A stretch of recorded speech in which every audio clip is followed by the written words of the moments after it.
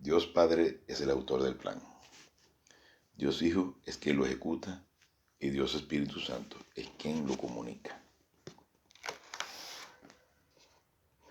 Porque la palabra de Dios es viva y eficaz y más cortante que una espada de dos filos, que penetra hasta partir el alma y el espíritu, las coyunturas y los tuétanos, y discierne los pensamientos y las intenciones del corazón.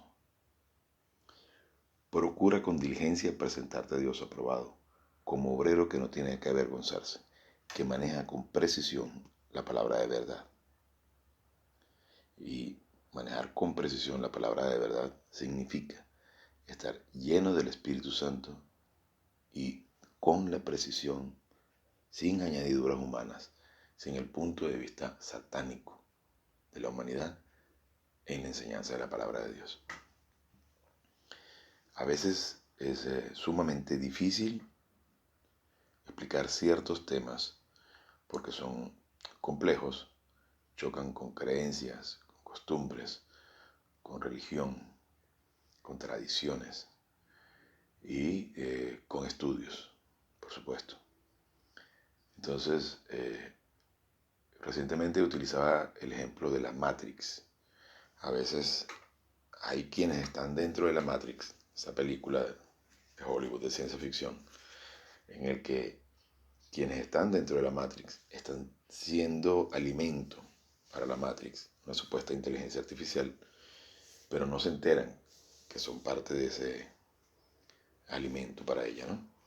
Entonces, a veces estar inmerso en la Matrix, ser parte del alimento, no cuesta despertar de ahí. Entonces, pero para salir de la Matrix hay que saber que se está en la Matrix, hay que estar consciente de que se está en la Matrix para abrir los ojos y salir de ella.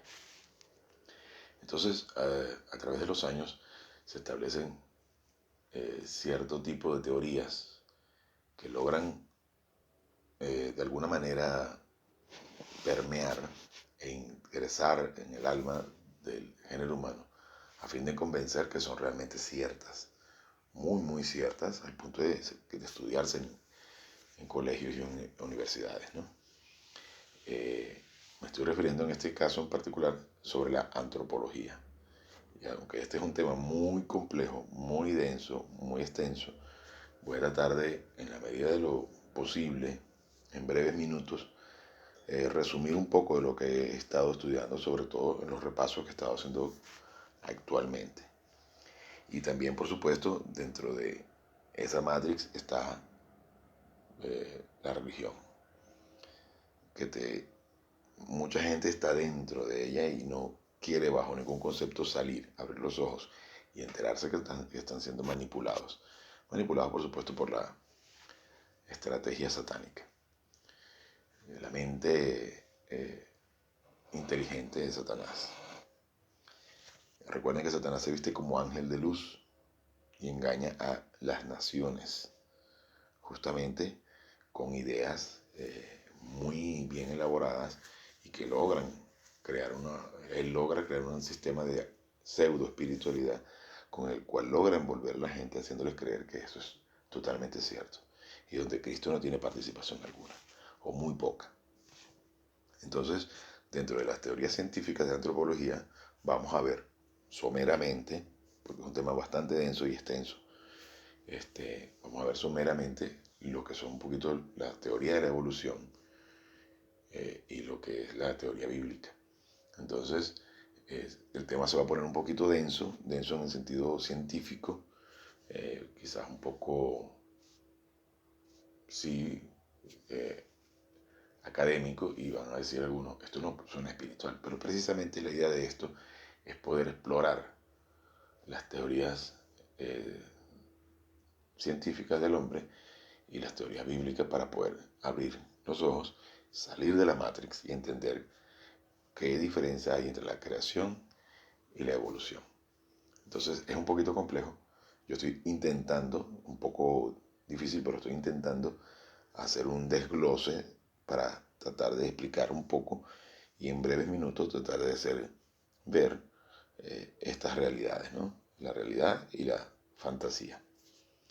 Entonces, pero para eso tenemos que estar en comunión con el Espíritu Santo y entender que todo esto, aunque suene muy académico, muy científico, es parte de la metodología de Dios de enseñar y basándonos en terminología científica, aunque parezca que no lo es parte de lo que es la palabra de Dios. Y tenemos que abrir los ojos y la única forma es entendiendo en la llenura del Espíritu Santo que todo esto es parte del proceso de información, de formación de los miembros de la familia real.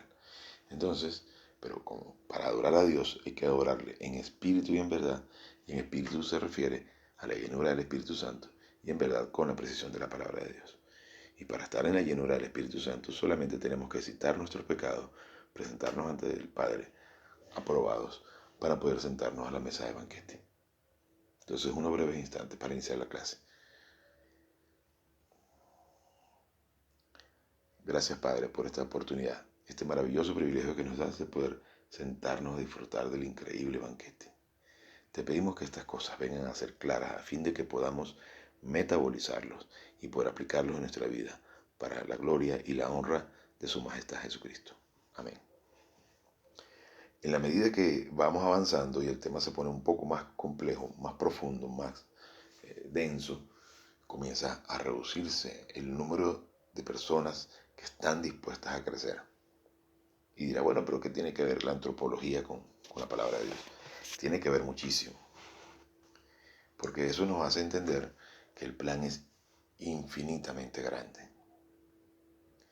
Y conversaba ayer sobre justamente que el hombre no es el centro del plan. El hombre no es más que una consecuencia. Que el plan es un conflicto angélico y el plan de Dios es crear la raza humana para que un individuo defectuoso como el género humano, digo un individuo pero en realidad es todo el género humano, defectuoso, carente de perfección como lo fue, como fueron creados los ángeles, este individuo defectuoso puede ser testimonio para la condenación de Satanás. Pero entonces debemos entender cuál es la razón. Dios crea al ángel más hermoso de su creación, al ángel supremo, que fue Satanás, que se viste hoy en día de ángel de luz, lo creó perfecto. De hecho, en la Biblia en ninguna parte parece que lo puso feo luego, que lo transformó en un ser horroroso. Sin embargo, bueno, mucha gente cree que lo es. Y de hecho, muchos de los que hoy en día hablan y le temen a Satanás y hablan horrores de él, seguramente si estuviesen sentados frente a él estarían embelesados, encantados con su belleza y su inteligencia, porque seguramente es un individuo muy elocuente. De lo contrario, no podría engañar naciones. Entonces, Dios crea al ángel junto con todos los ángeles y crea a este ángel superior con una extrema belleza e inteligencia, ángel de luz, lucero de la mañana. Y este ángel se revela a Dios porque quiere ser igual al Altísimo. Quiere parecerse al Altísimo. O sea, se llenó de vanidad. Y esa arrogancia, que de hecho todos los pecados que cometemos son básicamente eso, arrogancia, porque tratamos de imponer nuestros deseos y necesidades y placeres ante la orden divina. Entonces, este ángel de luz, que es creado por Dios de manera como un individuo hermoso, tomó la decisión en su libre voluntad de rebelarse al Padre. Y entonces crea una revolución por la cual hace que la tercera parte de los ángeles del cielo le sigan. Dios lo condena y él apela a la decisión, diciendo cómo un Dios de amor, eso se puede inferir por supuesto con el estudio, cómo un Dios de amor puede condenar eternamente a su criatura.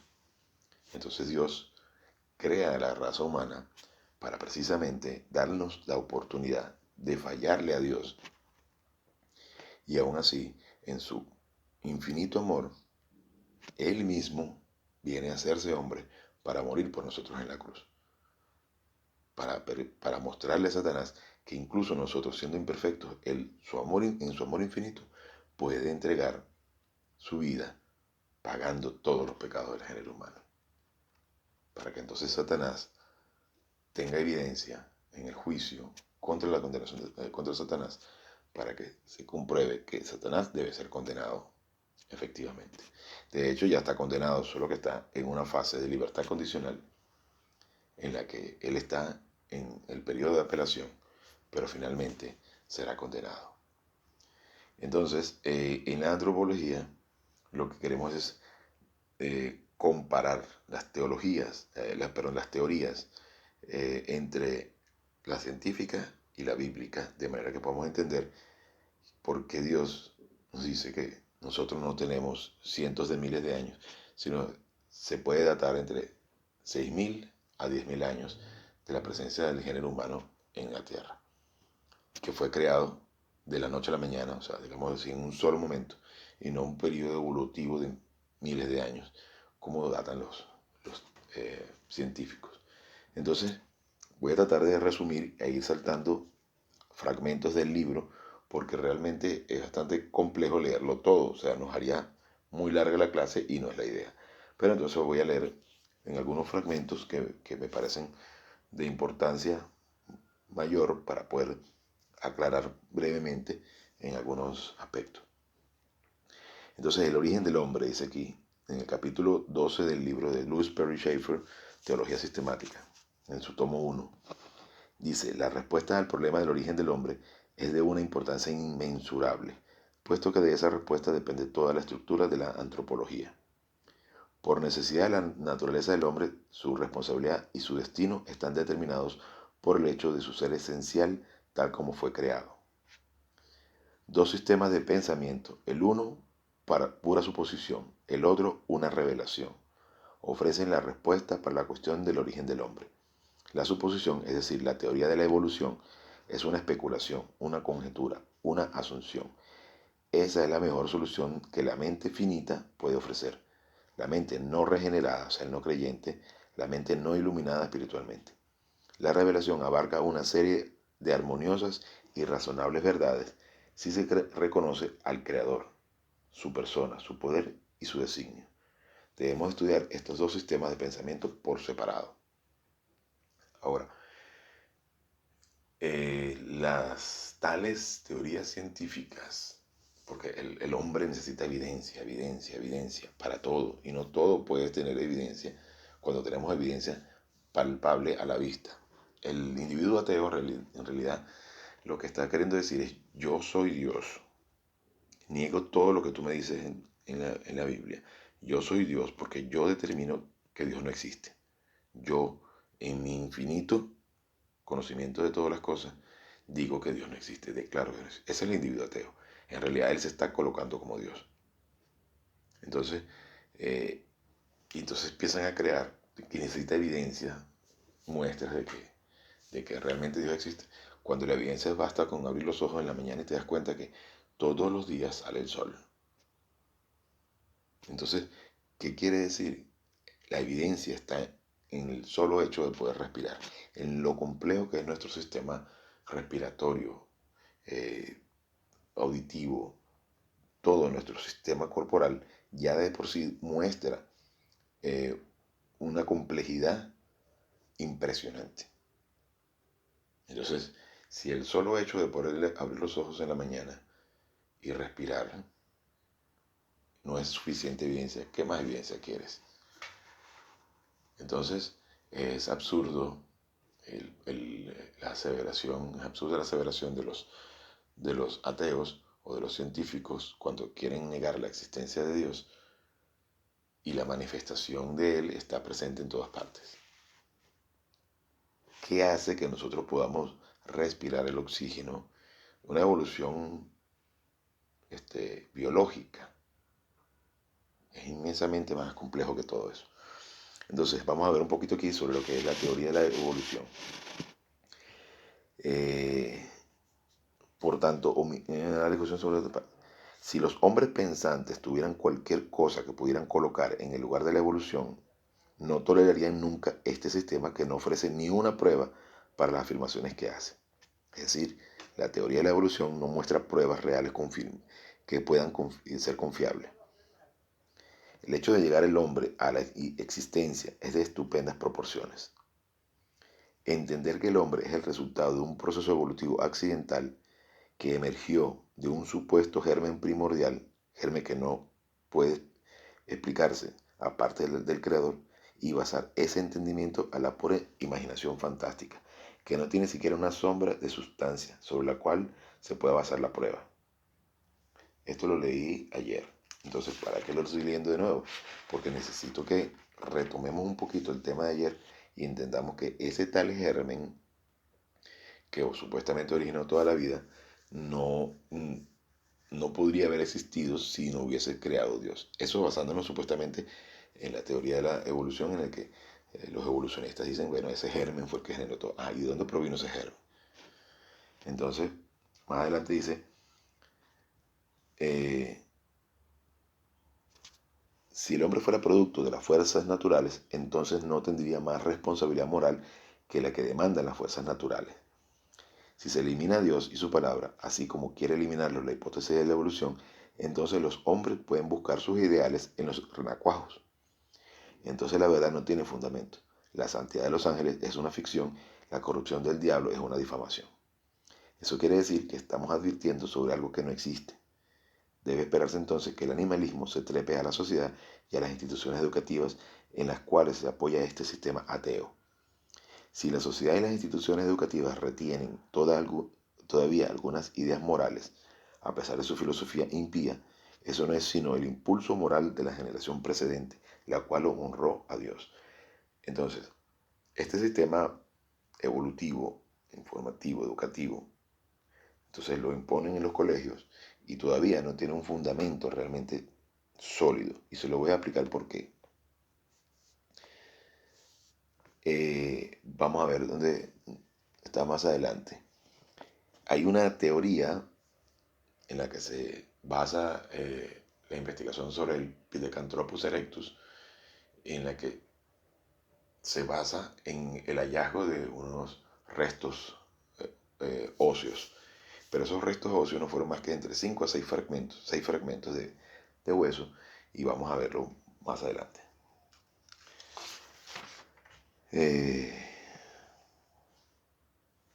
Dice así: el descubrimiento que arroja más luz sobre el progreso evolutivo del hombre lo hizo el profesor Eugene de Vos en Java durante 1891 y 1892. Esta es la evidencia más sólida que tiene la ciencia para demostrar el origen del hombre en la cadena evolutiva. ¿Okay? Él era entonces cirujano del servicio militar colonial. Posteriormente fue profesor de geología en la Universidad de Ámsterdam. En un estrato que contenía huesos fósiles de muchas especies extintas de animales, él consiguió 5 fragmentos de una clase extraña de seres. Es decir, hasta el momento no se tenía ningún tipo de evidencia, y él encontró 5 trozos de hueso en medio de un terreno en el cual habían otros restos de animales. Él simplemente estos 5 trozos dijo, esto no concuerda con los restos de huesos de animales. Él reconoció que uno de esos huesos correspondía a una forma de transición entre el hombre y el simio. Es decir, era realmente un eslabón perdido. A ese hueso le dio el nombre de Pithecanthropus erectus y se lo atribuyó a una familia diferente de primates, la que está en el punto de transición entre los antropoides y el hombre.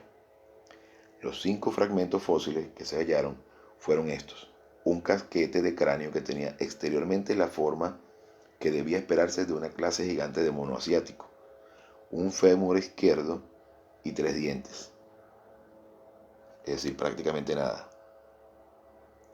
La distancia mayor que había entre los fragmentos era de 20 pasos. Posteriormente, el sexto fragmento parte de un maxilar inferior que halló en otra parte de la isla. Es decir, ni siquiera estaba a los 20 metros de distancia, a los 20 pasos. Pero en un estrato de la misma edad geológica, el casquete craneano es plano. Pero en un estrato de la misma edad geológica. ¿Saben que en geología el estrato de la Tierra se divide por capas y eso determina aproximadamente la fecha o aproximada por supuesto, de cuántos miles de años data esa capa geológica. Entonces, en la misma estrato o en la misma capa geológica se halló este otro trozo de hueso en otra parte distinta. Entonces, repito esta parte. La distancia mayor que había entre los fragmentos era de 20 pasos. Posteriormente, el sexto fragmento parte de un maxilar inferior que llegó en otra parte de la isla, pero en el estrato de la misma edad geológica. El casquete craneano es plano, bajo y tiene grandes aristas como cejas. Sus caracteres son más de simio que de humano. Sin embargo, cuando el profesor Dubois logró obtener un vaciado en el interior del casquete, en él apareció el modelo de circunvalación que corresponde al cerebro del Pithecanthropus erectus, el hombre fósil de Java. Ese modelo indicaba todo en conjunto que era humano. El Pithecanthropus tenía un cerebro más pequeño, más sencillo e infinitamente más primitivo que el del hombre inferior que vive en nuestro día. Es decir, unas dimensiones cerebrales, por los análisis que hicieron, que era muy inferior al del hombre actual. Continúa aquí. Después de un largo trozo en el cual se amplía sobre el probable tamaño y el probable capacidad del cerebro de ese supuesto ser humano, el escritor concluye. El profesor Dubois, basado en evidencia digna de confianza, le asignó al Pithecanthropus la época posterior del período Plioceno. Si aceptamos que la duración del Plioceno fue de 250.000 años y consideramos al Pithecanthropus como representante del estado evolucionado que logró la humanidad en el principio de ese periodo, entonces tenemos que concluir que el cuerpo del hombre había llegado a adaptarse a su postura y porte peculiar antes del fin del período Plioceno, y que el desarrollo superior del cerebro ocurrió en el siguiente período, que fue el Pleistoceno. ¿Debemos considerar al Pithecanthropus como hombre o como simio? La respuesta es que era humano por causa de las siguientes razones. Esto es lo que dicen los científicos, claro. En punto al tamaño y forma, su cerebro casi logró el límite inferior del hombre moderno. O sea, casi llega al límite de lo que sería el cerebro más pequeño actualmente. O Neanderthropus. Okay, continúo, repito esto. La respuesta es que era humano por causa de las siguientes razones. En punto de tamaño y forma de su cerebro, casi logró el límite inferior del hombre moderno, o Neanthropus. Su postura y modo de moverse eran humanos. Sus manos y brazos estaban libres de la locomoción, o sea, no utilizaba las manos para caminar. Sus dientes estaban dentro del nivel de la variación humana. El Pithecanthropus representa una de las primeras formas de humanidad y mediante su descubrimiento se hizo posible afirmar que la antigüedad del hombre podía situarse con certeza al fin del Plioceno. No es improbable que las formas superiores que el Pithecanthropus hayan evolucionado antes del fin del Plioceno. El estado que alcanzó el hombre de Piltdown en la primera parte del Pleistoceno apoya esa inferencia. La consideración de toda la evidencia nos hace esperar que los restos fósiles del primitivo hombre evolucionado deben buscarse en los estratos del período Plioceno y los del hombre evolucionado o neandertal en las capas geológicas del Pleistoceno. Esta es la versión científica. Vamos a ver qué continúa diciendo ahora el teólogo. Esa credulidad que se aferra a 5 huesos o 6, que son fragmentos fósiles y que no representa más de un casquete craneano, un fémur y 3 dientes, que cuando fueron hallados estaban a una distancia de 20 pasos entre sí, o sea, alrededor de 20 metros, y que declara que este es el descubrimiento que arroja más luz sobre el progreso evolutivo del hombre, es casi imposible tomarlo en serio.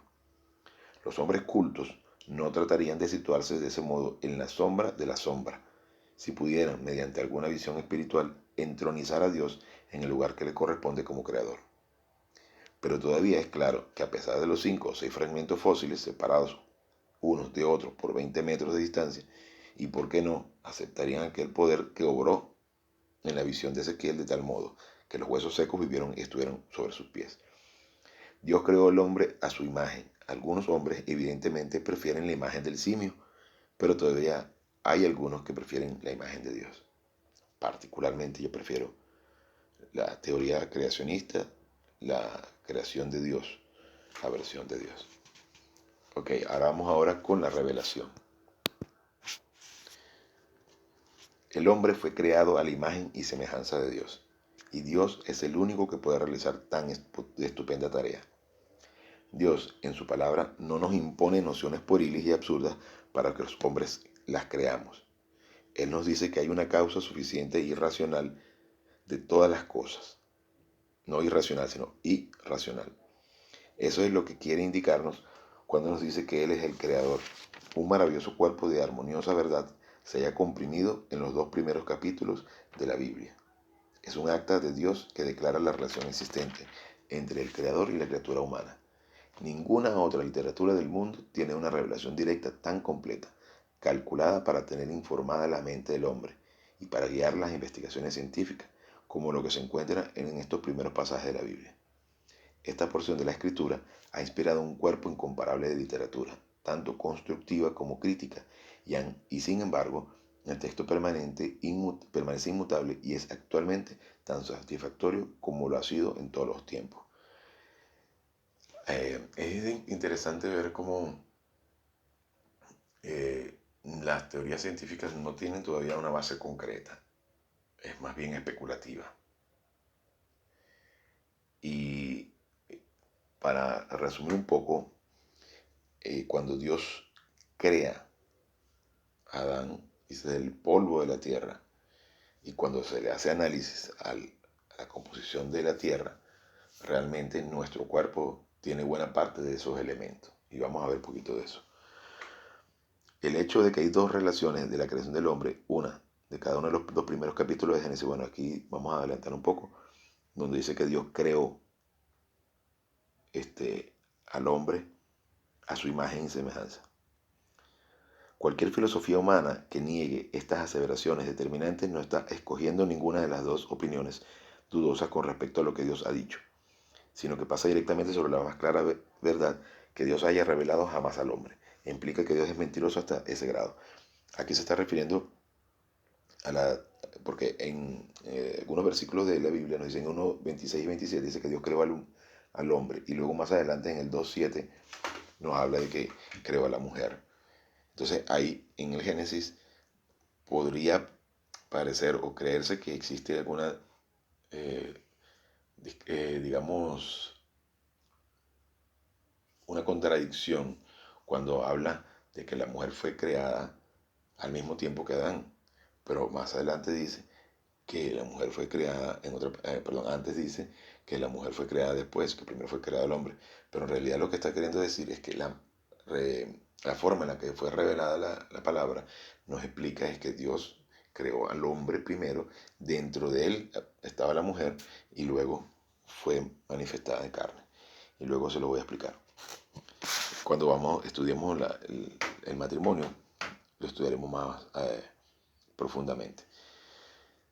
Bien, continuando acá. En el segundo relato, que se caracteriza por los detalles que se le agregan, se declara que el hombre y la mujer son semejantes en el aspecto físico, por haber sido hechos el hombre directamente y la mujer indirectamente del polvo de la tierra. Aquí entra la química, en lo que tiene que ver con el cuerpo humano. MacDonald, en su obra Creation of the Fall, o sea, la creación y la caída, Creation and the Fall, afirma: es bien sabido que el cuerpo animal se compone de una manera inescrutable que se llama organización, de carbono, hidrógeno, oxígeno, nitrógeno, cal, hierro, azufre y fósforo. Esos son, digamos, que los componentes químicos del cuerpo humano. Sustancias estas que en sus diversas combinaciones constituyen una gran parte de la tierra sólida. Es probable también que este origen terreno del cuerpo del hombre explique el hecho de que se le dio el nombre Adán, el cual parece ser una derivación de Adamá, palabra que significa tierra. Un aspecto más distintivo del ser del hombre, tal como se nos narra en relación con su creación, es la verdad de que Dios sopló en su nariz el aliento de las vidas, lo que le explicaba ayer, Neshama, que es la palabra hebrea, de vidas, es un plural, es una palabra plural, dice acá. F. Delitzsch escribió sobre esto. No es solamente el principio general de vida que se le impartió al mundo y que se individualiza en el hombre. sino que Dios sopla en la nariz del hombre la plenitud de su personalidad, para que en una forma correspondiente a la personalidad de Dios el hombre pueda llegar a ser alma viviente.